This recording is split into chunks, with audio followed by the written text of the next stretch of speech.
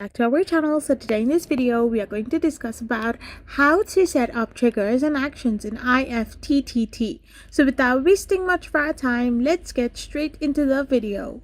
So to set up triggers and actions in IFTTT, all you gotta do is simply start by clicking create. Once you have done this, you need to select a trigger service for the if this part of your applet.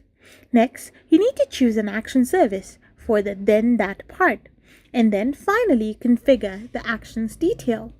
Finally, you need to review your applet and then click on finish. Once you have done this, you will be able to simply set up triggers and actions in your IFTTT. So this is how you can simply do it.